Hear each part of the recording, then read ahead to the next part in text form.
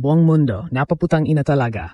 Alexandra Ayala, ang pride ng Pilipinas, inilibing sa hukay si world number 2, Elena Rybakina sa Berlin Open 2026. 7-5, 6-4 sa round of 16. Revenge mode activated pagkatapos ng Rome loss. Ginulat ng 21 anyos na Filipina wildcard ang defending Wimbledon champ at grass court beast. Mula sa pag-down kay Queen's champion Donna Vekic, 7-5, 6-4 papunta rito. Si Alex ay on fire sa grass 7-1 record this year. Lefty na may deadly serve at poise under pressure, nakita natin yung break from 40-0 down at clinical finishing. Isang malaking statement para sa kanyang Wimbledon seeding chances. Pride of Asia, bagong tennis hero ng buong Pilipinas. Ang ingay sa social media, ang luha ng saya ng fans, history in the making. Kagulat World. Kung akala ninyo na ang panalo ni Alex laban kay Donna Vekic ay sapat na para gulatin ang tennis world, mas matindi pa pala ang susunod na kabanata. Dahil sa isa na namang makasaysayang gabi para sa Philippine tennis, pinabagsak ni Alex ang world number 2 na si Elena Rybakina sa Berlin Open matapos ang matinding 7-5, 6-4 na panalo sa round of 16. Ito ang parehong Rybakina na tumalo kay Alex noong Italian Open sa Rome ilang linggo lamang ang nakalipas. Ngunit sa pagkakataong ito, ibang Alex ang sumalang sa court. Mas matapang, mas kalmado, mas mabagsik. Ang dating underdog ay unti-unti nang nagiging tunay na banta sa pinakamalaking pangalan ng WTA Tour. Mula sa panalo laban kay Donna Vekic sa opening round ng Berlin Open, dinala ni Alex ang momentum hanggang sa laban kontra isa sa pinakamahusay na grass court players sa buong mundo. Mas lalong naging nakakagulat ang resulta dahil si Rybakina ay dating Wimbledon champion at isa sa pinakamapanganib na manlalaro sa grass. Ngunit sa bawat rally, sa bawat pressure point, ipinakita ni Alex na kaya niya makipagsabayan at manalo laban sa elite ng women's tennis. Ngayon, opisyal nang nasa quarterfinals si Alex at ang mas malaking tanong, hanggang saan ang kayang abutin ng Pinay sensation na ito? Isang bagay ang sigurado, hindi na siya simpleng racing star. Isa na siyang tunay na contender na kinatatakutan ng pinakamalalaking pangalan sa WTA Tour. Kagulat World, may mga panalo sa tennis na simpleng upset lamang. Mayroon namang mga panalo na nagbabago ng tingin ng buong mundo sa isang atleta. Ang tagumpay ni Alexandra Ayala laban kay Elena Rybakina ay kabilang sa ikalawang uri. Bago ang laban na ito, malinaw kung sino ang paborito. Si Rybakina ay world number 2, Australian Open champion ngayong 2026, dating Wimbledon champion at isa sa pinakamalakas na server sa women's tennis. Sa papel, halos lahat ng advantage ay nasa kampo ng Kazakhstan. Ngunit, ang tennis ay hindi nilalaro sa papel. Pagpasok pa lamang ng unang set, kitang-kita na agad na may malinaw na game plan si Alex. Hindi siya natakot sa power game ni Rybakina. Sa halip, ginamit niya ang kanyang kaliweting anggulo, mabilis na footwork, at matatalinong returns upang pigilan ang rhythm ng world number 2. Isa sa pinakamalaking armas ni Alex ay ang kanyang kakayahang mag-adjust habang tumatakbo ang laban. Kapag humahataw ng malalalim na ground stroke si Rybakina, agad siyang sumasagot gamit ang placement kaysa puro lakas. Kapag nakakaangat sa rally ang Kazakhstan, naghahanap naman si Alex ng tamang pagkakataon upang umatake sa mas maikling bola. Habang tumatagal ang laban, lalong lumalakas ang kumpiyansa ng Filipina sensation. Ang unang set na nagtapos sa 7-5 ay naging napakalaking psychological victory.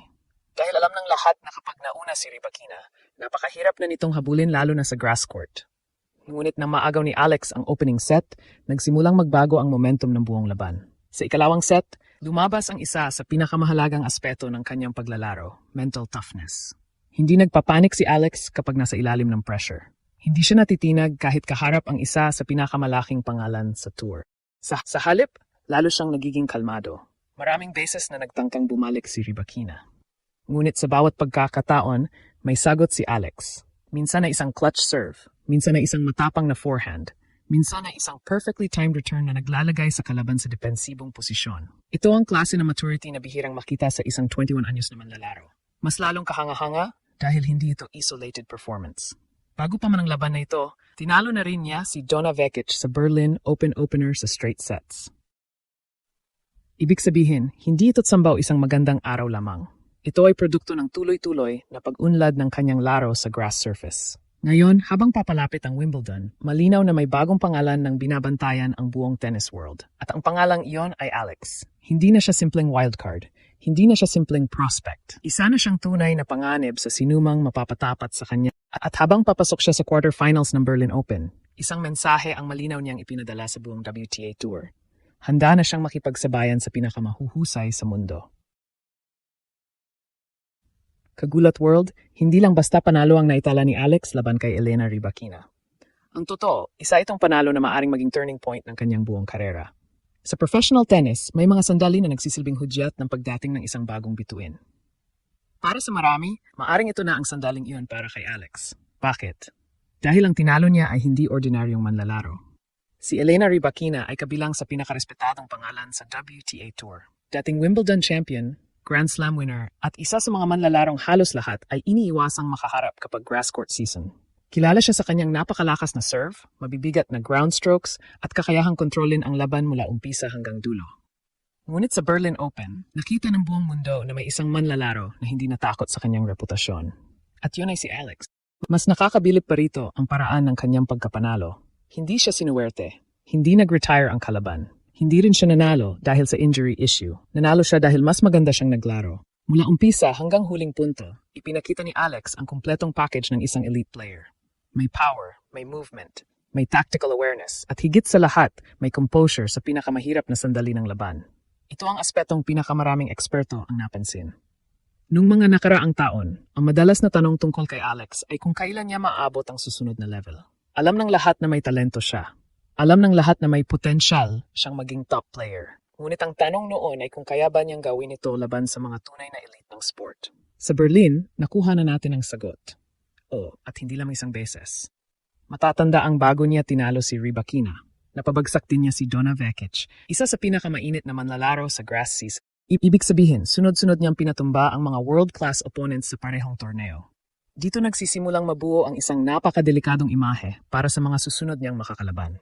Kapag ang isang player ay nakakatalo ng top names ng paisa-isa, maaring tawagin itong upset. Pero kapag paulit-ulit itong nangyayari, hindi na iyon upset. Trend na iyon. At posibleng iyon ang nangyayari ngayon kay Alex. Malaki rin ang magiging epekto nito sa kanyang ranking at Wimbledon positioning. Habang lumalalim ang kanyang takbo sa Berlin Open, patuloy ding tumataas ang kanyang puntos at kumpiyansa. Mas mahalaga pa rito, tumataas ang respeto ng buong tennis community sa kanyang pangalan. Sa social media, nagmistulang piyesta ang mga Pilipino. Mula Pilipinas hanggang Europe, mula Asia hanggang North America, kaliwat ka na ng pagbati para sa Pinay sensation. Marami ang nagsasabing ito na ang pinakamalaking panalo ng kanyang career. At mahirap kontrahin ang opinyong iyon. Dahil hindi araw-araw may isang Filipina na tumatayo sa gitna ng isa sa pinakamalalaking torneo sa mundo at pinapabagsak ang world number 2. Habang papalapit ang quarterfinals, lalong tumitindi ang excitement.